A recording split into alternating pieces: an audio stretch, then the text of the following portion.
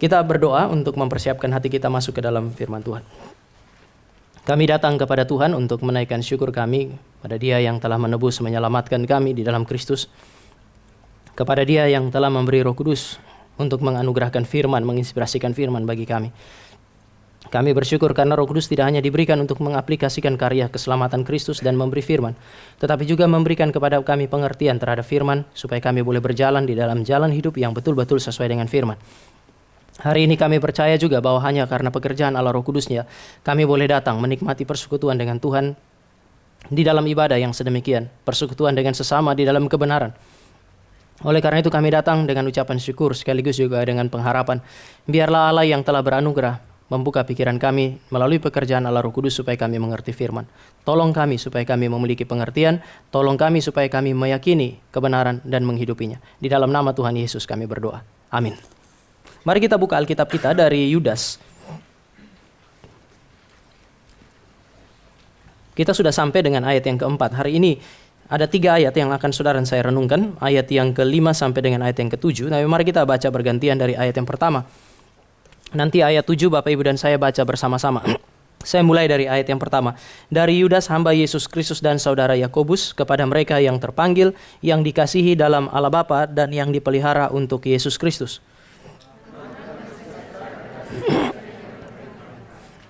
Saudara-saudaraku yang kekasih, sementara aku bersungguh-sungguh berusaha menulis kepada kamu tentang keselamatan kita bersama, aku merasa terdorong untuk menulis ini kepada kamu dan menasihati kamu supaya kamu tetap berjuang untuk mempertahankan iman yang telah disampaikan kepada orang-orang kudus.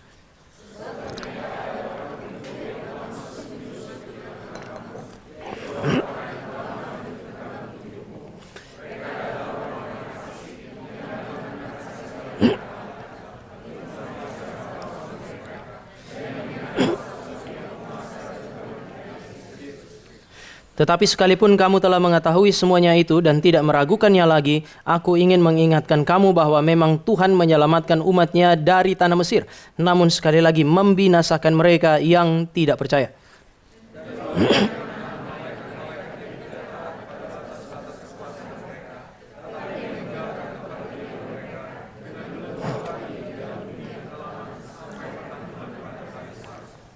Ayat 7 sama-sama.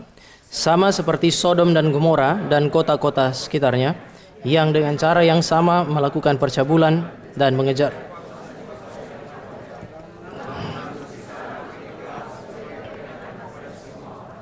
Ya, Bapak Ibu, pada waktu yang lalu atau beberapa pertemuan sebelumnya saya sudah sempat menjelaskan bahwa di dalam ayat yang pertama dan ayat yang kedua, Yudas menjelaskan betapa berharganya gereja secara personal maupun secara komunal. Yudas melihat bahwa gereja, orang percaya adalah orang-orang yang telah dipilih oleh Allah sejak kekekalan. Allah panggil mereka di dalam sejarah untuk menikmati apa yang disebut sebagai keselamatan. Setelah mereka menikmati keselamatan, Allah menguduskan mereka dan mendedikasikan mereka sebagai pelayan-pelayan Tuhan. Status sebagai hamba Tuhan, status sebagai pelayan Yesus Kristus adalah status yang mulia karena Allah yang memanggil, Allah yang menyelamatkan, Allah yang menguduskan adalah Allah yang memakai firman untuk perlahan-lahan mengubahkan kehidupan orang percaya makin lama menjadi makin serupa dengan Kristus. Allah ini jugalah yang memberikan kesetiaan kepada mereka. Sehingga di dalam ayat 1 saja Bapak Ibu dan saya melihat bahwa gereja adalah entitas yang sangat mulia, yang dikasihi oleh Allah, ditebus dengan darah anaknya dan kemudian dipelihara untuk Yesus Kristus sampai kedatangan yang kedua. Pemeliharaan Allah yang sempurna, keselamatan yang Allah anugerahkan itu diberikan di dalam kehidupan kita. Nah, sebagai gereja kemudian apa yang menjadi tanggung jawab? Kalau Allah menebus dan menyelamatkan kita, maka tanggung jawab yang pertama dia bilang menjaga kesatuan. Di dalam ayat yang ketiga itu dia mulai dengan saudara-saudaraku yang kekasih. Jemaat datang dari berbagai latar belakang, tetapi ada tanggung jawab untuk menjaga kesatuan, sehingga kesatuan yang telah diikat di dalam Kristus ini tidak terpecah belah. Saudara dan saya bersatu satu dengan yang lain oleh karena Kristus menebus dan menyelamatkan kita. Maka kesatuan ini tidak boleh gampang terpecah-pecah, tidak boleh gampang dipisah-pisahkan. Maka yang saudara dan saya perlu lakukan adalah menjaga kesatuan yang telah diikat di dalam Kristus. Di dalam ayat yang ketiga dan keempat juga kemudian berbicara mengenai menjaga ajaran yang telah diwariskan. Karena kita adalah entitas yang mulia, maka Allah memberikan warisan yang sangat mulia, warisan yang sangat berharga untuk menjaga umatnya. Dan warisan yang sangat berharga yang Allah berikan itu adalah firman. Warisan yang sangat berharga yang Allah berikan itu adalah doktrin yang benar atau ajaran yang benar yang mengarahkan Bapak Ibu dan saya supaya berjalan dan memelihara kemuliaan yang Tuhan berikan itu. Kalau tadi saya bilang kita harus menjaga kesatuan sehingga tidak boleh berpisah, terkait dengan warisan yang satu ini, Bapak Ibu dan saya harus rela berpisah dengan mereka yang tidak berdiri di atas kebenaran. Kebenaranlah yang membuat orang Kristen itu dengan rela hati berpisah dengan sesamanya, meskipun mereka tidak gampang berpisah dengan siapapun. Bapak Ibu dan saya adalah gereja untuk menjaga identitas kita sebagai umat Allah, menjaga kekudusan umat Allah yang telah dikerjakan oleh Allah dalam kehidupan Bapak Ibu dan saya. Kadang-kadang ada masa di mana kita harus rela berpisah dengan orang-orang yang kita kasihi demi kebenaran. Meskipun sekali lagi kita bukan orang-orang yang gampang untuk berpisah dengan siapapun. Nah sekarang Bapak Ibu di dalam ayat yang ke-5 sampai dengan ayat yang ke-7, Yudas berbicara mengenai bukan hanya menjaga kesatuan, bukan hanya menjaga ajaran, tapi terkait dengan itu Yudas mengajarkan jemaat untuk menjaga kekudusan mereka atau mengejar kekudusan mereka. Ini adalah hal-hal yang sangat berkaitan. Gereja adalah entitas yang mulia, itu berkaitan dengan kebenaran. Karena dia mulia, Allah mewariskan kebenaran. Tetapi ini juga berkaitan dengan kekudusan. Gereja mulia karena dia adalah ciptaan Allah yang suci yang harus mengekspresikan kesucian Allah. Di dalam kehidupan mereka, di dalam pelayanan mereka, maka Allah memberikan apa yang disebut sebagai kebenaran. Dan mereka yang mengerti kebenaran, mereka yang beriman kepada Allah dan kebenarannya akan hidup di dalam kebenaran, dan ini sekali lagi mengekspresikan kekudusan Tuhan. Sebab itu di dalam ayat 3 ayat 4 kan ada kritik terhadap ajaran yang salah. Kenapa ajaran yang salah mesti dikritisi? Karena bagi Yudas, ajaran yang salah bukan hanya melawan kebenaran, tetapi selalu akan bermuara kepada amoralitas. Kita hanya bisa berjalan di dalam kekudusan, kita hanya bisa hidup suci jika sesuai dengan firman. Kalau yang saudara dan saya mengerti dan saudara dan saya terima sebagai kebenaran adalah ajaran yang tidak benar, maka ajaran yang tidak benar pasti akan membawa kita kepada amoralitas. Dengan demikian, di dalam ayat 5-7, Yudas mulai mengajar kepada kita sebagai pembaca dan pembaca pada masa itu mengenai satu perintah, yaitu mengejar kekudusan. Ada dorongan dari Yudas untuk melakukan hal itu. Pertanyaannya sekarang adalah bagaimana kita hari ini mengejar kekudusan atau memelihara kekudusan yang Allah anugerahkan di dalam kehidupan kita. Ada beberapa hal yang saya mau ajak Bapak Ibu untuk pikirkan. Berdasarkan ayat yang ke-5, Bapak Ibu bisa belajar bahwa untuk menjaga kekudusan, memelihara identitas kita, gereja harus berjuang untuk menerima dan mengimani kebenaran Tuhan. Tidak ada kekudusan yang bisa dihidupi tanpa penerimaan terhadap firman atau iman kepada kebenaran yang Allah berikan bagi saudara dan saya. Gereja bukan hanya berjuang untuk mempertahankan iman mereka. Iman yang diwariskan itu, Alkitab diwariskan kepada saudara dan saya. Doktrin yang benar diwariskan kepada saudara dan saya. Itu adalah sesuatu yang baik. Baik juga jika Bapak Ibu dan saya memahaminya. Karena itu adalah kebenaran objektif yang memang harus saudara dan saya pelajari dan harus saudara dan saya imani. Tapi ingat, ada tugas yang kedua. Kita dituntut untuk, kalau Tuhan Yesus pakai istilah, menerima kebenaran. Kalau Yudas pakai istilah mempercayai kebenaran, tampaknya dia membedakan dua hal ini. Pertama, saudara dan saya mengerti kebenaran secara objektif, mengerti doktrin yang benar, itu satu hal. Tetapi di sisi yang lain harus ada semacam penerimaan, harus ada iman terhadap kebenaran yang saudara dan saya yakini sebagai benar. Hal yang paling sederhana adalah Bapak Ibu dan saya seringkali akan menemukan ada waktu di mana saudara dan saya belajar, mendengar penjelasan, kita tahu itu benar. Tetapi akan ada masa di mana hal-hal yang benar ini, saudara dan saya enggan untuk melakukannya karena ada terlalu banyak penghalang. Ini yang dipersoalkan oleh Yudas. Kalau kamu mengerti kebenaran, harusnya kamu percaya. Percaya kepada siapa? Percaya kepada Allah yang memberi firman. Apapun resikonya, jalani. Itu sebabnya saya katakan bahwa ini adalah dua hal yang berbeda. Dia bilang pertahankan kebenaran itu karena kamu sudah mengerti. Mari kita lihat sekali lagi ayat yang ke-5, Bapak Ibu, cukup jelas di situ. Kamu telah mengetahui semuanya itu. Kamu tidak meragukannya lagi. Kamu yakin betul itu kebenaran. Maka kamu mempertahankannya. Tetapi kemudian di dalam kalimat terakhir terkait dengan contoh Yudas itu contoh yang Yudas berikan tentang Israel. Namun sekali lagi membinasakan mereka yang tidak percaya. Jangan lakukan itu. Jangan sampai kamu sudah mengerti benar, sudah tahu mana yang benar, kamu yakin itu benar. Kamu bisa berdebat dengan semua orang tentang doktrin yang itu. Tapi sayangnya kamu sendiri tidak berani untuk bayar harga untuk menghidupi apa yang disebut sebagai kebenaran. Bapak Ibu, ada banyak sekali penghalang yang menghalangi saudara dan saya untuk menghidupi kebenaran yang kita mengerti. Bahkan kita bisa berdebat dengan orang lain bahwa itu benar. Hal pertama yang seringkali menghalangi saudara dan saya untuk menghidupi kebenaran, berpegang teguh kepada kebenaran adalah kadang-kadang firman Tuhan yang Tuhan janjikan di dalam Alkitab itu tidak sesuai dengan kondisi kita kan. Gideon itu contohnya. Gideon dan orang Israel ada di dalam tekanan bangsa asing. Mereka dijajah cukup lama. Lalu kemudian malaikat Tuhan tiba-tiba datang. Malaikat Tuhan bilang, salam bagi engkau pahlawan yang gagah perkasa. Tuhan menyertai engkau. Dia punya jawaban apa? Kami ini sudah dengar mengenai Allah yang besar dari nenek moyang kami. Kami sudah baca tentang Allah yang membebaskan nenek moyang kami dari Mesir, melewati Laut Teberau dan seterusnya. Tetapi di mana dia? Karena sekarang kami ada di bawah tekanan bangsa asing. Sulit untuk percaya pada firman. Dia tahu itu firman benar. Dia sudah dengar firman, dia mengerti, dia sudah tahu. Tapi situasi kok beda dengan apa yang dia dengar. Seringkali situasi yang berbeda dari apa yang diceritakan oleh Alkitab bagi Bapak Ibu dan saya, membuat Bapak Ibu dan saya sulit untuk percaya apa yang diceritakan oleh Alkitab. Nanti saya akan jelaskan kenapa ini bermasalah. Penghalang yang kedua adalah seringkali saudara dan saya tahu kebenaran, tetapi untuk menghidupi kebenaran, saudara dan saya harus mengorbankan banyak hal. Dalam kondisi terdesak, dalam kondisi di mana saudara dan saya terjepit, firman Allah menuntut saudara dan saya untuk bekerja, untuk hidup dengan jujur. Tetapi kalau saudara dan saya jujur, pertolongan jalan keluar tampaknya kelihatan terlalu lama. Seringkali manusia mencari jalan pintas, tidak mengikuti jalur yang ditetapkan oleh Allah yang kelihatan berputar dan berbelit-belit itu, karena terlalu banyak harga yang harus dibayar. Yudas bilang, kalau kamu sudah mengerti, kamu sudah tahu apa itu yang benar, maka kamu harus percaya kepada Tuhan yang berfirman tentang kebenaran itu, lakukan saja. Saudara, mari Bapak Ibu dan saya lihat betapa seriusnya tindakan Tuhan terhadap mereka yang tidak percaya ini. Saya kasih contoh misalnya Maria dan Zakaria didatangi oleh malaikat yang sama, menyampaikan berita yang sama, yaitu berita kelahiran Mesias. Mereka berdua mengajukan pertanyaan yang kira-kira sama, tapi mendapatkan respon berbeda dari Tuhan. Waktu dikasih tahu, kamu akan, kepada Zakaria, istrimu itu yang mandul itu akan melahirkan seorang anak. Lalu dia punya pertanyaan, bagaimana mungkin hal itu terjadi? Malaikat bilang apa? Kalau begitu kamu akan bisu sampai itu anak lahir. Malaikat yang sama datang kepada Maria, kamu akan mengandung seorang anak laki-laki dan seterusnya. Pertanyaannya pertanyaan Maria kan kira-kira sama. Bagaimana mungkin hal itu terjadi karena saya belum bersuami? Malaikat nggak bilang, kalau begitu kamu bisu sampai anak itu lahir. Nggak. Malaikat bilang kepada dia, memberi penjelasan, enggak, nanti Roh Kudus akan turun atas engkau, dia menaungi engkau, dan engkau akan mengandung dari Roh Kudus, anak yang engkau lahirkan itu akan disebut yang kudus dari Allah. Dia mendapatkan penjelasan. Jadi apa yang membedakan? Yang pertama Bapak Ibu, terkait dengan Zakaria. Zakaria adalah seorang imam yang tidak mungkin tidak baca perjanjian lama. Di dalam perjanjian lama ada terlalu banyak catatan tentang perempuan tua yang mandul yang kemudian melahirkan anak. Harusnya dia percaya.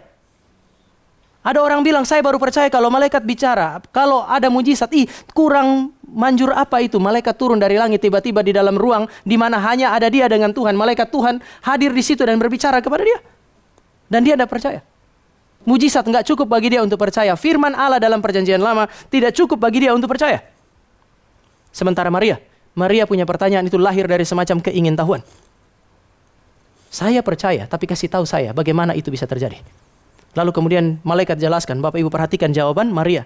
Maria bilang begini, aku ini hamba Tuhan, jadilah kepadaku seperti yang engkau katakan. Karena itu firman, jadilah padaku seperti yang engkau katakan. Ini perkataan tidak mudah, karena kalau dia bilang jadilah padaku seperti yang engkau katakan, dia merisikokan nyawanya. Pada hari itu siapa yang bersinah akan dilempar dengan batu sampai mati. Perempuan 13 tahun ini akan segera mengandung dan tidak ada orang yang menyentuh dia sama sekali. Bagaimana dia memberi penjelasan kepada masyarakat? Kalau tiba-tiba mengandung, dia dipanggil oleh tua-tua Israel, penjelasannya apa?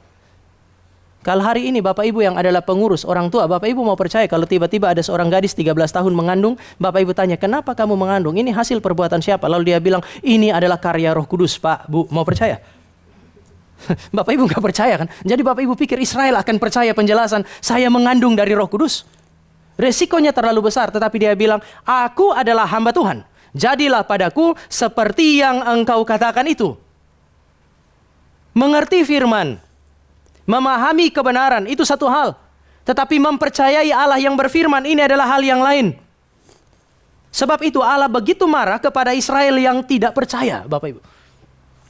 Israel itu adalah orang-orang yang Bapak Ibu dan saya bisa sebut mereka sebagai umat Allah. Israel adalah umat Allah yang mana? Umat Allah yang menerima dan mengalami apa yang disebut sebagai anugerah Allah. Ini kan cerita mengenai Israel yang keluar dari Mesir. Orang Israel yang keluar dari Mesir itu adalah orang lain yang melihat anugerah Allah, bahkan mengalami anugerah Allah, pembebasan dari tanah perbudakan. Cukup taruh darah anak domba di ambang pintu dan kemudian malaikat tidak masuk ke situ dan kemudian anak-anak sulung mereka selamat, anak-anak orang Mesir mati. Lalu kemudian orang Israel boleh keluar. Mata mereka adalah mata yang melihat mujizat yang hari ini saudara dan saya nggak lihat. 10 tulah itu, saudara dan saya nggak lihat, mereka lihat. Sepanjang perjalanan Allah memberikan banyak sekali mujizat. Firman Allah berbicara secara langsung kepada mereka. Musa berbicara secara langsung kepada mereka. Dan setiap janji Tuhan tergenapi. Mereka mengalami pemeliharaan Tuhan. Mata mereka melihat kehadiran Tuhan, tiang awan, tiang api. Ada orang bilang, tiang awan, tiang api itu tanda penyertaan Tuhan. Bukan. Yohanes Calvin mengatakan, tiang awan, tiang api adalah Tuhan yang hadir untuk menyertai Israel di dalam rupa tiang awan, tiang api. Jadi mata mereka tiap hari selama 40 tahun lihat Tuhan. Mereka merasakan kehadiran Tuhan secara lebih nyata di dalam kehidupan. Mereka tahu firman karena Tuhan berbicara langsung. Mereka tahu firman karena Musa mengajar mereka. Tetapi mereka terus meragukan Tuhan. Ketika tidak ada air, mereka marah sama Tuhan. Karena Tuhan tidak kelihatan, Tuhan tidak bisa bikin apa-apa. Mereka tidak bisa bikin apa-apa sama Tuhan. Maka yang mau mereka bunuh siapa? Musa kan ya? Musa tuh orang paling sabar, tapi Bapak akan ketemu juga salah satu hamba Tuhan yang sangat emosional, itu dia. Ini jemaat bikin hamba Tuhan emosi tuh. Bapak lihat dia ambil tongkatnya, dia pergi ke batu, Tuhan suruh tunjuk, dia pukul. Orang sesabar itu sampai menjadi sangat marah karena berhadapan dengan umat yang kayak begini. Tuhan bilang mereka, Israel itu bangsa yang keras kepala dan tegar tengkuk. Yang membuat mereka disebut sebagai keras kepala, tegar tengkuk adalah mereka sudah dengar firman. Mereka sudah lihat semua itu, tetapi sulit untuk percaya di dalam kesulitan.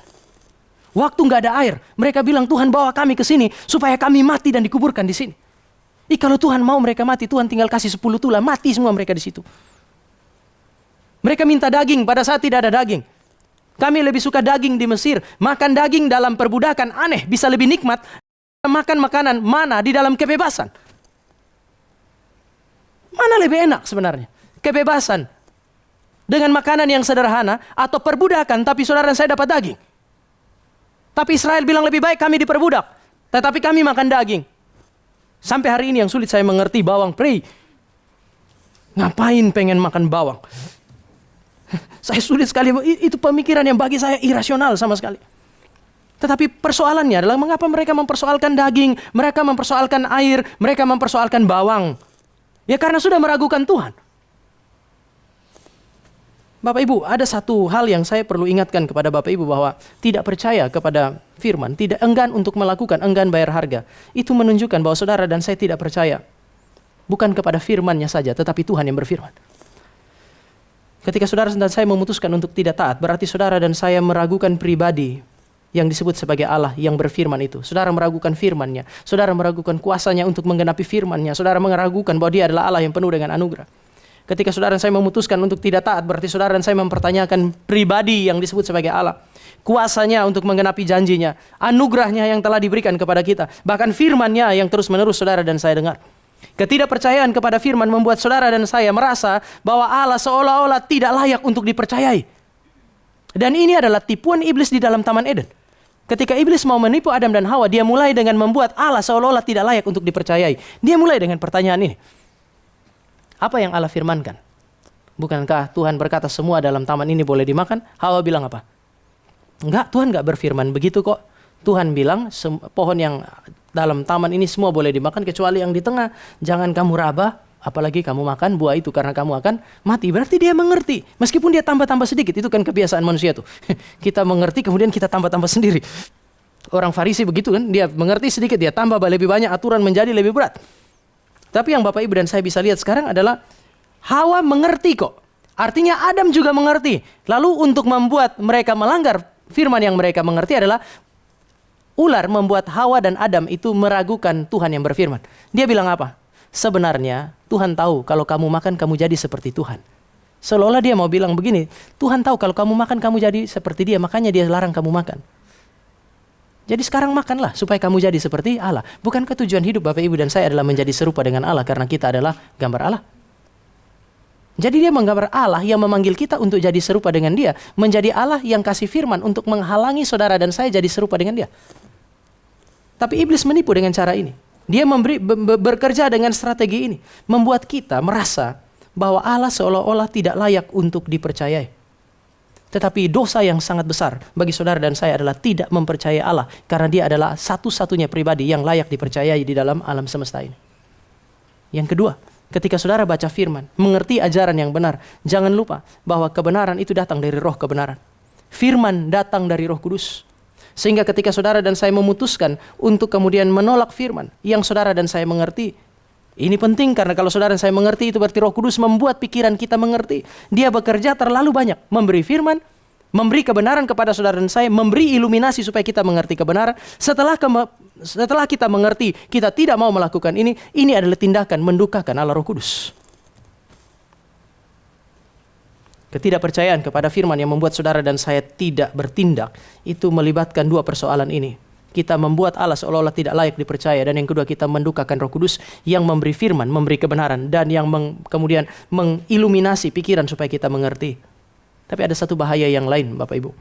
Ketidakpercayaan kepada firman akan membuat saudara dan saya terjebak di dalam penyembahan berhala. Tidak mungkin enggak. Di dalam dunia ini, manusia tidak mungkin hidup tanpa meyakini sesuatu. Sekali lagi, iman itu ada pada semua orang. Ateis juga mesti beriman, karena semua orang hidup dalam dunia ini dengan mengimani sesuatu atau meyakini sesuatu. Tanpa keyakinan tertentu kita tidak bisa bertindak. Ateis itu harus yakin, harus beriman bahwa Allah nggak ada supaya dia bisa bertindak. Kita harus bertindak dengan keyakinan bahwa Allah ada. Orang menikah itu kan harus bertindak dengan keyakinan. Di tengah-tengah zaman di mana laki-laki dan perempuan sulit untuk dibedakan, orang waktu menikah, yang laki-laki harus betul-betul yakin bahwa yang dia nikahi adalah betul-betul perempuan. Sementara seorang perempuan harus betul-betul yakin bahwa yang dia nikahi adalah betul-betul laki-laki. Bapak Ibu dan saya, berapa banyak kita baca berita akhir-akhir ini, setelah beberapa bulan baru suami sadar bahwa yang dia nikahi bukan perempuan, dan sebaliknya. Nah itu kalau dalam konseling pranikah, pendeta tanya kan, kamu yakin menikah dengan perempuan ini atau laki-laki ini? Biasanya mereka akan jawab yakin. Dari mana dia tahu bahwa yang akan dia nikah ini benar laki-laki atau benar perempuan? Kira-kira kalau Bapak Ibu yang ditanya, Bapak Ibu akan jawab apa? Dari mana kamu yakini bahwa yang akan kamu nikah ini benar-benar seorang perempuan atau benar-benar seorang laki-laki? Dia kan nggak bisa bilang, oh saya sudah tahu Pak. Wah kalau itu konseling pernikahan batal, konseling diperpanjang kan? Tetapi dia harus bertindak dengan satu keyakinan, benar-benar ini laki-laki atau benar-benar ini perempuan. Di dalam dunia ini, semua hal yang saudara dan saya lakukan itu selalu didasarkan pada keyakinan tertentu. Untuk memberi petunjuk bahwa sejak pertama Allah mencipta saudara dan saya, Allah mencipta kita untuk meyakini sesuatu. Dan seharusnya itu Allah.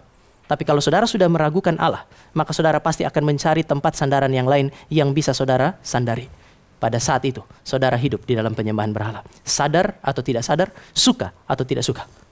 Pilihannya adalah meyakini Allah dan firman-Nya, atau meragukan firman, kemudian saudara bersandar kepada kekuatan yang lain. Penyembahan berhala tidak terjadi secara eksternal melalui penyembahan kepada patung dan lain-lain. Itu dimulai dari dalam. Ketika kita meragukan firman dan hati kita mulai mencari sandaran yang lain, yang bisa dipercaya, seolah-olah dialah Allah yang layak untuk kita sandari. Di dalam krisis, kalau saudara sudah tidak percaya kepada firman, maka berhala itu mungkin bisa jadi uang. Atau siapapun yang bisa memberi jalan keluar bagi Bapak Ibu dan saya. Orang yang bernama Yudas ini sangat teliti dengan umat Tuhan, sehingga dia bilang hati-hati dengan ketidakpercayaan. Itu akan membuat kamu terjebak di dalam penyembahan berhala. Jaga doktrin itu satu hal, GRI paling suka itu. Doktrin yang benar kita jaga. Bapak Ibu perhatikan tuh, bukan cuma GRI, Reform. Bapak Ibu lihat di dalam konteks apologetika hari ini di YouTube, semua yang bertarung terkait dengan kebenaran, sebagian besar saya bisa sebut satu-satu dan saudara akan tahu latar belakangnya Reform.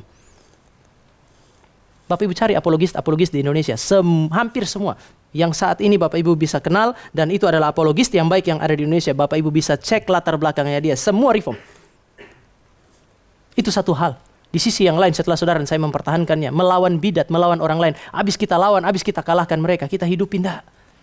Ini kan persoalan yang kedua. Dan ini yang terpenting. Itu menentukan saudara dan saya percaya Tuhan sebenarnya atau tidak. Hal yang kedua, Bapak Ibu. Kalau yang pertama, bagaimana kita menjaga kekudusan? Menjaga kekudusan, kalau Yudas mau bilang, mulai dari dalam hati. Percaya sama Tuhan di dalam segala kondisi. Kalau di dalam hati sudah tidak percaya Tuhan, tidak percaya firman, pasti otomatis kamu akan menyembah berhala, dan itu hanya tunggu waktu kamu terjebak di dalam kehidupan yang berdosa.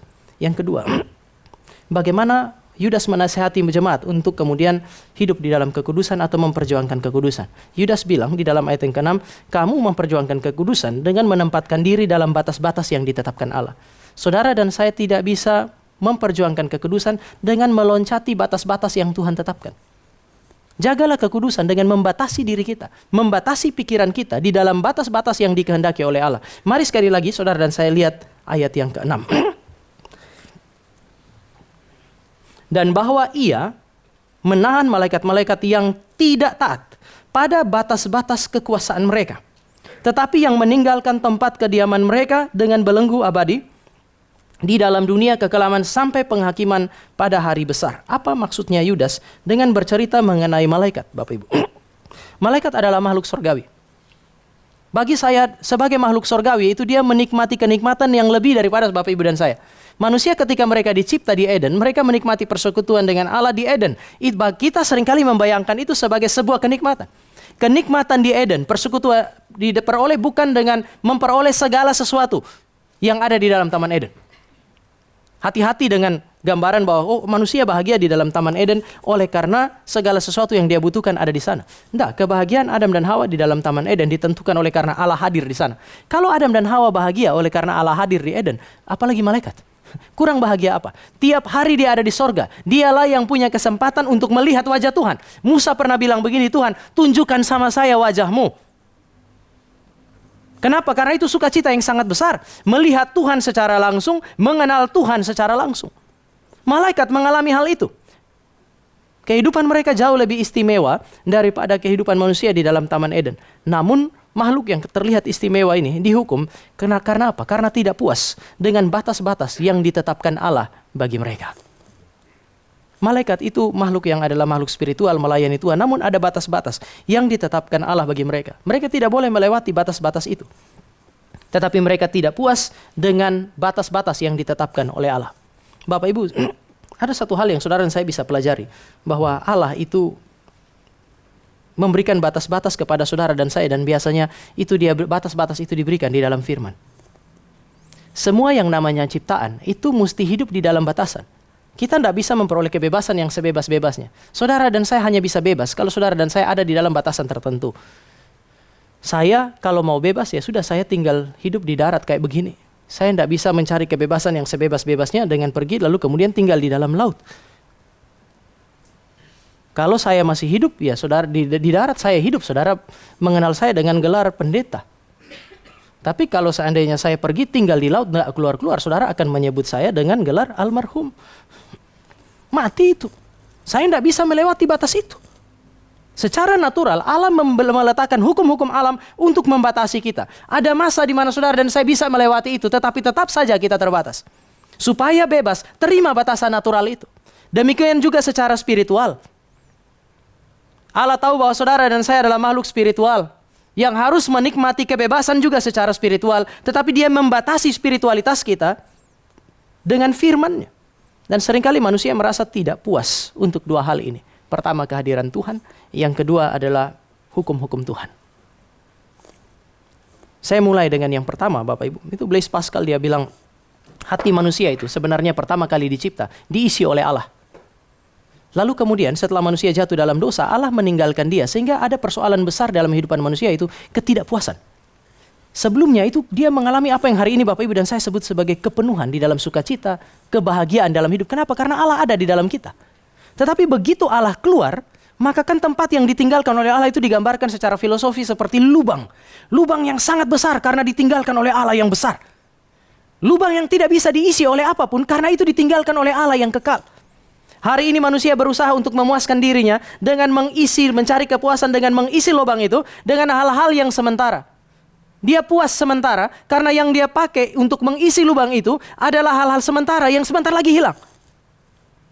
Kepuasannya tidak mungkin kekal karena tempat yang ditinggalkan oleh Allah yang kekal sudah diisi dengan hal-hal yang sementara. Sukacita paling besar, kepuasan paling besar itu didapatkan ketika Allah ada bersama dengan umatnya. Sayangnya Bapak Ibu, kalau Allah ada biasanya tambah banyak batasan kan. Persoalan kan begitu, ini yang seringkali anak kandung itu lebih suka tinggal dengan orang tua temannya. Karena di rumah temannya aturannya nggak seketat di rumah orang tuanya sendiri. Sampai hari ini saya masih jengkel kalau ngobrol sama anak saya, lalu dia selalu bilang, temannya Stefani, dia sebut namanya Baik.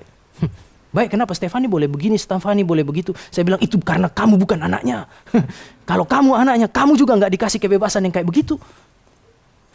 Kan kita tidak bisa menerapkan seluruh aturan rumah tangga kita kepada anak tetangga yang datang main sewaktu-waktu ke rumah kita.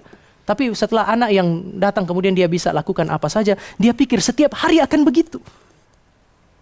Berapa waktu yang lalu ini mirip seperti yang aturan di Cikarang lah, kita penata layan itu PR. Satu waktu saudara di Depok itu belum lama, itu ulang tahun GRI Depok. Hari Minggu perayaan ulang tahun, teman-teman ensemble itu sudah berlatih kira-kira lebih 1 bulan. Lalu kemudian waktu sudah mereka latihan, lalu hari Sabtunya, besoknya perayaannya, hari Sabtunya saya lagi persiapan firman, tiba-tiba Stefani datang lalu bilang, "Pak, Stefani minta kertas." "Kamu mau ngapain?" Sambil saya ambil kertas, dia bilang, "Stefani mau melukis." "Oh, biasanya dia kalau melukis itu pasti ditemani sama teman-teman pemuda." Saya tanya, "Siapa yang temani kamu?" Lalu dia sebut nama satu orang. Saya agak terkejut karena itu adalah penata layan besok. Dan aneh karena waktu itu Vicaris Grace lagi pimpin PA. Saya biasa persiapan, Bapak Ibu kalau lagi PA itu saya pasti online itu, YouTube pasti saya dengar. Itu lagi jalan, belum juga tanya jawab. Lalu kemudian saya bilang sama Stefani, berarti kakak itu tidak ikut PA. Stefani langsung diam. Dia pegang kertasnya, dia diam, dia lihat saya. Saya bilang, "Saya tidak persoalkan kamu mau pergi melukis, pergi." Lalu kemudian saya turun, saya lihat, dan akhirnya saya ngobrol dengan bidang penata layan sebentar, lalu saya bilang besok dia tidak main atau ensemble secara keseluruhan tidak main. Lalu akhirnya keputusannya adalah dia tidak main. Dia diam berapa lama, baru beberapa minggu yang lalu kemudian dia datang. "Pak, bisa ngobrol sebentar?" Nah, saya bilang boleh. Kemudian kami ngobrol-ngobrol. Intinya 3 hal. Pertama, kenapa dia tidak boleh pelayanan? Sementara ada satu anak pemuda mahasiswa UI dari GRI Bintaro. Itu bisa main padahal tidak ikut PA. Yang kedua dia bilang, "Saya harus ngomong, Pak. Karena mulai peristiwa ulang tahun itu, setiap kali Bapak sampaikan khotbah, saya sulit terima itu sebagai kebenaran." Yang ketiga, saya sementara berpikir untuk kemudian mungkin melayani di tempat lain. Setelah dia jelaskan semua, saya bilang, "Jadi begini, saya akan mulai dengan 2 yang terakhir karena itu yang paling tidak esensial. Kamu boleh tidak dengar saya kalau seandainya pertama, kamu boleh tidak dengar saya kalau saya yang saya khotbahkan salah. Tapi kalau seandainya kamu tidak bisa dengar saya, mungkin memang ini waktunya cari tempat di mana kamu bisa dengar seorang hamba Tuhan yang khotbah dengan benar." Yang kedua, mengenai tempat pelayanan, yang paling penting adalah kamu menemukan satu gereja di mana kamu bisa melayani. Jadi itu bukan persoalan saya, itu persoalan kamu. Tetapi saya akan memberi penjelasan kepada kamu mengenai persoalan yang paling esensial adalah kenapa kamu tidak melayani. Lalu saya kasih penjelasan. Terakhir dia bilang, "Iya Pak, tapi yang dari Bintaro bagaimana?" "Dari Bintaro itu anaknya pendeta Titus, bukan anak saya." Adalah tanggung jawab pendeta Titus untuk mengajar dia. Papanya dia adalah seorang penatua, saya tahu siapa papanya. Setiap hari Jumat siang begitu dia selesai kuliah, dia akan kembali dia pergi ke BSD dan dia kemudian melakukan seluruh kegiatan gerejawinya di sana. Lalu kemudian saya bilang, "Kamu ingat enggak? Ada masa-masa tertentu di dalam ibadah kita itu ada orang Muslim main juga. Memang itu bukan ibadah, itu semacam perayaan ya. Tapi saya ingatkan kamu bahwa ada exception untuk mereka. Tapi mereka bukan anaknya saya. Tapi saya mau ingatkan kamu, saya tidak bisa memperlakukan orang BSD sama seperti kamu. Ini 2 hal yang berbeda." Ya saya tidak tahu nanti apa yang menjadi respon. Tetapi seringkali saudara dan saya ingin diperlakukan sebagai anak tetangga di dalam rumah. Itu nggak bagus. Ambillah hak saudara sebagai anak kandung yang dididik. Ambillah hak saudara sebagai anak Tuhan yang memang harus ada dalam rumah Tuhan, yang merindukan kehadiran Tuhan dengan segala aturan itu. Seringkali yang bikin kita sulit untuk kemudian hidup di dalam kekudusan adalah karena firman Tuhan itu dirasa menekan. Meskipun kita tahu benar. Mari kita lihat Mazmur pasal 119.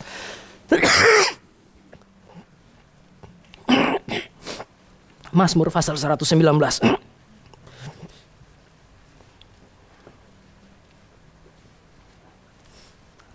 Ayatnya yang ke-75. Minta Bapak Ibu baca ayat ini, Mazmur 119, ayatnya yang ke-75. 2, 2, 3.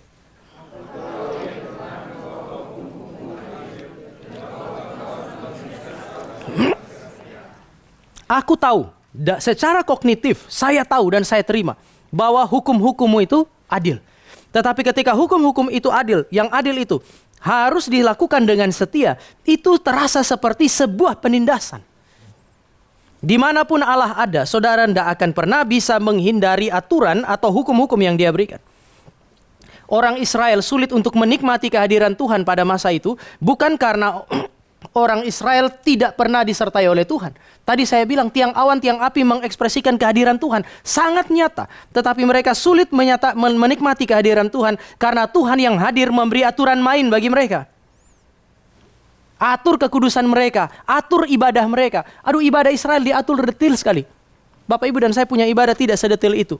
15 pasal dipakai di dalam kitab Keluaran hanya untuk atur bagaimana orang ibadah. Orang Israel pada masa itu tidak puas dengan hukum atau batas-batas yang Tuhan tetapkan. Dan akhirnya mereka berjumpa dengan apa yang disebut sebagai kebinasaan. Tadi dia pakai contoh Israel. Sekarang kemudian dia pakai contoh malaikat. Dia bilang malaikat juga bisa terjebak di dalam hal yang sama. Dan Bapak Ibu lihat bagaimana Allah bersikap kepada malaikat. Sekali lagi mari kita lihat ayat yang ke-6. Hukumannya itu menjadi hukuman yang menurut saya menarik sebenarnya. Malaikat-malaikat itu melawan Tuhan untuk bebas dari batas-batas yang Tuhan berikan. Sekarang Dia menahan malaikat-malaikat yang tidak taat pada batas-batas kekuasaan mereka, tetapi yang meninggalkan tempat kediaman mereka dengan belenggu abadi dalam dunia kekelaman sampai penghakiman pada hari besar. Malaikat-malaikat itu berpikir dengan melewati batas-batas yang Allah tetapkan mereka akan menikmati kebebasan. Tetapi kemudian Yudas bilang mereka nggak bebas. Setelah mereka melewati batas-batas yang Allah tetapkan bagi mereka, Allah membelenggu mereka. Allah mengikat mereka. Bapak Ibu dan saya bisa aplikasikan ini karena urusan kita sebenarnya bukan malaikat. Seringkali Bapak Ibu dan saya berusaha untuk berpikir atau seringkali berpikir bahwa kalau kita berusaha melewati batas-batas yang Allah tetapkan, yang kita nikmati adalah kebebasan. Yudas bilang enggak, kalau kamu seperti malaikat-malaikat itu, menembus batas-batas yang Allah tetapkan, maka yang kamu dapatkan adalah belenggu. Kamu akan makin terikat dan itu bukan kebebasan yang sejati. Bahkan Bapak Ibu dirantai di dalam kegelapan, diikat, dibatasi. Persoalannya kan roh tidak dapat diikat kan? Ini kan gambaran figuratif karena roh tidak bisa diikat. Kita tidak bisa membayangkan setan itu dirantai seperti Bapak Ibu dan saya mengikat peliharaan kita yang ada di rumah misalnya. Sorry kalau Bapak Ibu datang dari latar karismatik, saya juga dari latar karismatik Bapak Ibu. Tetapi karismatik dan mistik itu kan dekat sekali. Karismatik dengan dukun itu dekat sekali. Termasuk di dalamnya ada satu praktik yang terjadi di salah satu gereja besar di Semarang. Waktu saya pergi melayani di gereja Semarang, ada satu bapak yang waktu itu jarang saya lihat, tiba-tiba dia ada. Dan waktu makan, dia sama-sama dengan pengurus kami makan. Saya tanya, Pak, saya tiap bulan datang, tapi baru kali ini saya ketemu Bapak. Lalu dia bilang, oh iya Pak, saya baru datang dari gereja. Lalu kemudian dia cerita mengenai praktik itu. Praktiknya, saya pernah sharing di sini kalau tidak salah. Jadi liturgis dan song leader itu waktu nyanyi, mereka selain pegang mic, pegang botol. Sambil mereka nyanyi, akan ada masa di mana mereka akan lepas mic tapi tetap pegang botol. Lalu tangan mereka tuh kayak gini. Pokoknya abis gini masukin ke botol. Abis gini masukin ke botol. Setelah sudah selesai baru pendeta naik ke mimbar dan jelaskan kepada itu. Tadi liturgis dan juga ini song leader mereka nyanyi sambil nangkap-nangkap sesuatu. Saudara tahu atau apa mereka sementara menangkap setan dimasukin ke dalam botol supaya tidak mengganggu ibadah kita. Saya sambil makan saya tertawa lalu saya tanya, kenapa Bapak pindah? Biasanya orang lebih suka dari situ. Dia bilang ke saya dua jawaban dan bagi saya itu jawaban yang sangat rasional. Pertama, kalau sepanjang ibadah mereka nangkap-nangkap setan berarti terlalu banyak setan dalam ruangan itu. Oh iya dong, sambil mereka ibadah, setan banyak sekali sehingga mereka harus sibuk nangkap-nangkap setan. Yang kedua bagi dia dan bagi saya ini sesuai dengan prinsip Alkitab. Setan itu kan malaikat yang jatuh, dia roh. Dia tidak bisa ditangkap dan tidak bisa dikurung di dalam botol. Kalau ada setan mau tinggal dalam botol, itu bodohnya minta ampun. Dia jatuh karena mau bebas, lalu kemudian diikat oleh Tuhan, sekarang kurung diri dalam botol. Ngawur itu. Setan lebih spiritual dari kita kelihatannya sampai di titik itu. Tapi kalau seandainya setan memang tidak bisa dikurung di dalam botol, apa maksudnya? Bapak Ibu, mari kita berhati-hati dengan hal ini. Karena yang dimaksud oleh Yudas adalah Tuhan menghukum Tuhan menghukum iblis dengan membiarkan mereka terbelenggu oleh dosa mereka sehingga mereka tidak punya kemungkinan untuk bertobat dan menjadi makhluk yang kudus lagi. Saudara dan saya adalah orang-orang yang jatuh dalam dosa. Tuhan tuh terlalu kasihan sama kita. Kita tidak dibelenggu dengan dosa sedemikian, Tuhan hancurkan belenggu itu, sehingga kita yang tadinya tidak bisa tidak berdosa, sekarang bisa menjadi orang yang bisa tidak berdosa. Tetapi setan tidak punya kesempatan itu. Makanya dikatakan ini adalah belenggu yang kekal. Sejak dia jatuh, sampai Kristus datang kedua kali, dia akan tetap seperti itu. Dia akan terus ada di dalam perlawanan kepada Allah. Dan saya kira ini adalah hukuman yang paling mengerikan, yaitu Allah membiarkan saudara dan saya jatuh di dalam dosa. Kalau saudara dan saya jatuh dalam dosa, lalu Allah hukum kita, itu sesuatu yang baik. Dia tarik kita kembali melalui hukuman. Tapi kalau dia diam, dia nggak hukum, sehingga saudara dan saya di dalam dosa, tapi kita terus sukses, terus berhasil. Hati-hati, jangan sampai Tuhan sudah buang kita.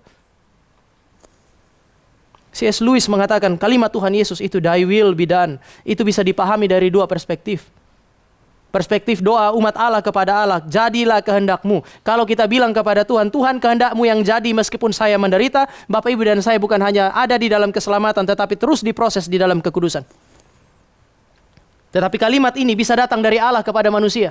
Ketika manusia berkeras di dalam dosanya, Allah bilang, "Thy will be done." Artinya Allah buang, Allah mengizinkan dia berkubang dalam dosa sehingga dia pasti binasa. Setan punya satu kepastian cuma, yaitu binasa.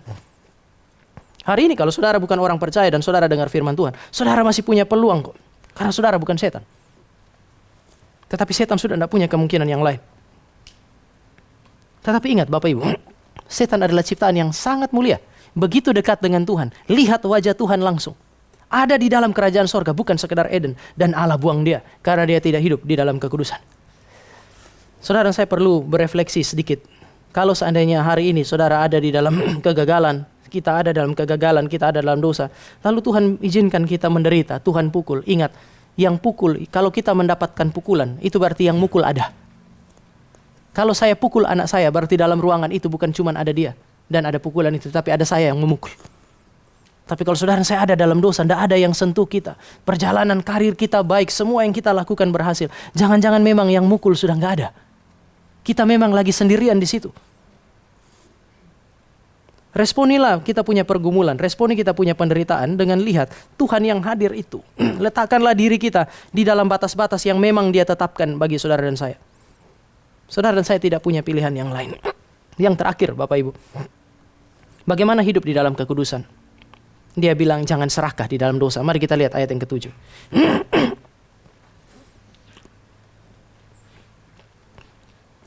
Sama seperti Sodom dan Gomora dan kota-kota sekitarnya, yang dengan cara yang sama melakukan percabulan dan mengejar kepuasan-kepuasan yang tidak wajar, kita bisa garis bawahi kepuasan-kepuasan yang tidak wajar, telah menanggung siksaan api kekal sebagai peringatan kepada semua orang.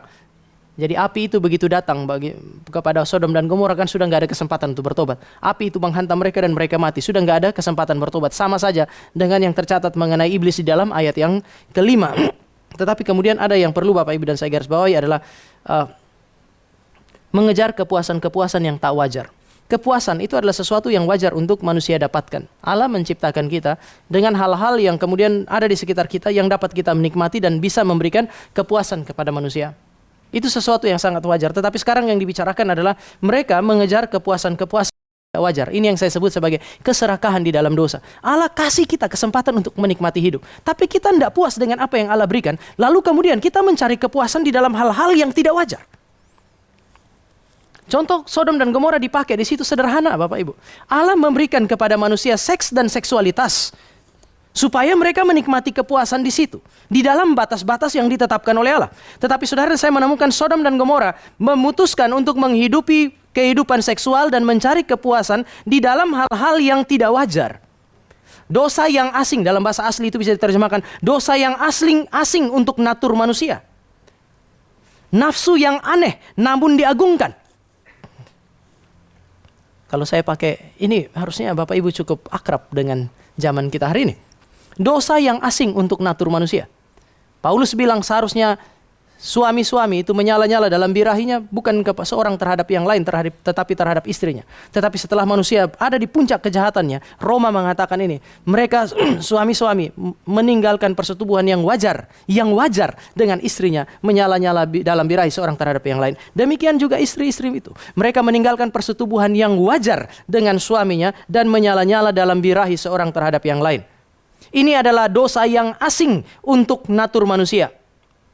Tetapi juga di dalam zaman kita, ini adalah nafsu yang aneh namun diagungkan.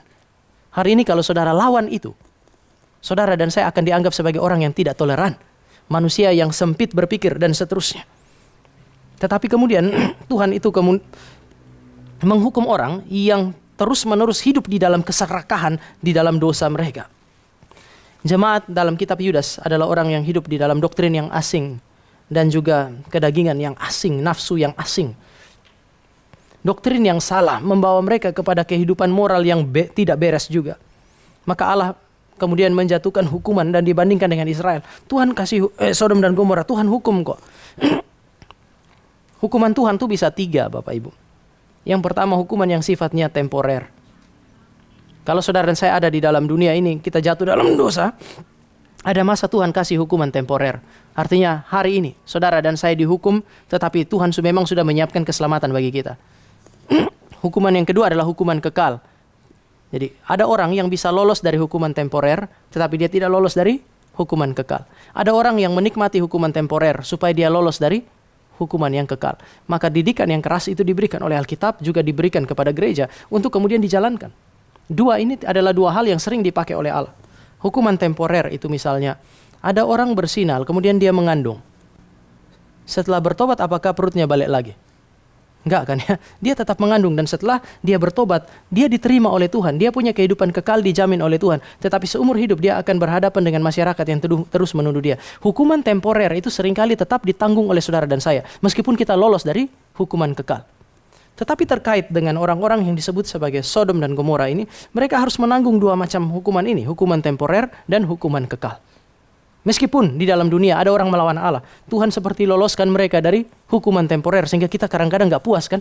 Ih, kenapa kok dia lebih enak dari saya? Oh ya, Tuhan siapkan dia untuk api neraka. Sehingga Bapak Ibu dan saya perlu melihat sekali lagi bahwa Tuhan kita adalah Tuhan yang begitu serius dengan apa yang disebut sebagai kekudusan. Sehingga mari Bapak Ibu dan saya perhatikan, karena dia serius dengan kekudusan, gak ada yang istimewa. Israel adalah umat pilihan Allah. Mereka menikmati berkat, mata mereka melihat mujizat. Mereka dengar firman Tuhan bahkan secara langsung. Mereka lihat Tuhan hadir di Sinai secara langsung. Mereka melayani Tuhan secara langsung. Umat ini adalah umat yang sangat istimewa. Malaikat adalah makhluk yang ada di sorga, sangat istimewa karena mereka melayani Tuhan, mereka melihat wajah Tuhan. Sodom dan Gomora secara material banyak orang mau pergi ke sana, maka Lot itu makin hari makin dekat ke sana. Sodom adalah simbol daripada kelimpahan secara material. Waktu dia melayangkan matanya ke timur, dia lihat tanah timur di timur itu subur, maka dia pergi, makin lama makin dekat. Saudara lihat, pertama dia mendekat, ada di dekat Sodom. Lalu kemudian terakhir dia sudah ada di dalam Sodom. Lalu kemudian dia ada di pintu gerbang Sodom. Secara progresif dia makin dekat ke sana. Saya tidak ngomong si Lot, tetapi yang saya mau katakan adalah Sodom adalah simbol daripada kebebasan yang dikejar oleh manusia. Kelimpahan daripada berkat-berkat material. Keistimewaan Israel, keistimewaan malaikat, keistimewaan Sodom secara material. Itu tidak meloloskan mereka dari hukuman dosa. Tidak lolos. Karena Allah kita adalah Allah yang sangat serius dengan apa yang disebut sebagai kekudusan. Bahkan mari saudara dan saya lihat, tadi kita ngomong Sodom. Sodom apalah? Malaikat Tuhan, itu sesuatu yang luar biasa. Israel sesuatu yang luar biasa. Tapi ada yang lebih istimewa dari tiga ini. Oknum kedua Allah Tritunggal, Yesus Kristus. Oknum kedua Allah Tritunggal adalah pribadi ilahi. Saudara dan saya menyebut dia sebagai anak tunggal Allah, pewaris sah kerajaan Allah. Karena dia punya relasi yang sangat intim dengan Bapa, dia dikasihi oleh Bapa. Tetapi ketika dia datang dan dia sampai pada satu titik di mana dosa kita ditimpakan kepada dia, status dia yang istimewa sebagai oknum kedua Allah Tritunggal, sebagai manusia sejati yang dikasihi oleh Allah, tidak meloloskan dia dari hukuman. Tidak ada yang istimewa pada Yesus Kristus yang membuat dia lolos dari hukuman ketika dosa saudara dan saya ditimpakan kepada dia. Tapi itulah kabar baiknya. Dia tidak diperlakukan istimewa supaya saudara dan saya kemudian melalui dia menjadi gereja yang mulia. Kalau saya pakai istilah istimewa ya, saudara dan saya yang tadinya adalah anak-anak kegelapan sekarang menjadi anak-anak Allah. Saudara dan saya yang hanya anak-anak yang datang dari darah dan daging itu kemudian disebut sebagai keturunan ilahi yang suci. Saudara dan saya yang harusnya layak untuk dihukum, sekarang saudara dan saya lolos dari hukuman dan kemudian menikmati anugerah. Bukankah ini adalah hal yang baik yang diberikan oleh Allah bagi saudara dan saya di dalam Kristus? Justru karena dia adil dia tidak pernah, dia suci, dia tidak kompromi dengan dosa. Maka ketika Yesus Kristus datang menanggung dosa saudara dan saya tanpa kompromi, Allah menghakimi dia supaya saudara dan saya menikmati anugerah keselamatan itu. Sekarang bagaimana saudara dan saya merespon anugerah Tuhan ini? Tuhan Yesus mulai dengan kalimat ini dalam Matius pasal yang kelima ayat 48. Hendaklah kamu sempurna sama seperti Tuhan Allahmu adalah sempurna. Perjuangan saudara dan saya adalah mengejar kekudusan. Karena Allah kita adalah Allah yang sempurna. Tuhan tahu kok Bapak Ibu dan saya nggak sempurna. Habis ini keluar, saudara dan saya masih bisa gagal dalam dosa. Tuhan tahu saudara dan saya tidak sempurna. Tapi dia bilang, kejarlah kekudusan supaya saudara dan saya sempurna seperti Allah sempurna. Seorang rasul yang baik, Paulus, dia bilang, kerjakanlah keselamatanmu. Kamu sudah selamat. Kamu sudah dikuduskan. Sekarang kerjakan keselamatan. Sekarang kerjakan kekudusan yang Allah anugerahkan itu. Kiranya firman Tuhan hari ini bisa menjadi berkat bagi Bapak Ibu dan saya. Mari kita berdoa. Kami datang kepada Tuhan menaikkan syukur kami untuk kelimpahan anugerah yang diberikan bagi kami. Kami bersyukur untuk hal-hal baik yang Tuhan berikan termasuk firman. Tolong kami supaya firman dan kebenaran yang kami pahami itu boleh dapat kami yakini sebagai kebenaran. Dan dengan kepercayaan kepada Allah yang berfirman, Allah yang memelihara gereja, dan Allah yang mengutus pemimpin-pemimpin gereja untuk merumuskan doktrin-doktrin yang benar itu. Dengan memandang kepada dia, kami memutuskan untuk hidup dalam kebenaran supaya kami hidup suci dan dibebaskan dari pemberhalaan. Tolong kami supaya kami juga menundukkan diri kami kepada batas-batas yang memang ditetapkan oleh Allah bagi kami supaya kami hidup sebagai pelayan-pelayan Tuhan. Ini doa kami. Kami minta anugerah Tuhan sekali lagi. Pakai kami supaya kami mengejar kekudusan. Dan pakai kami supaya kami boleh menyaksikan kekudusan Tuhan dalam hidup ini. Ini doa dan permohonan kami di dalam nama Tuhan Yesus kami berdoa. Amin.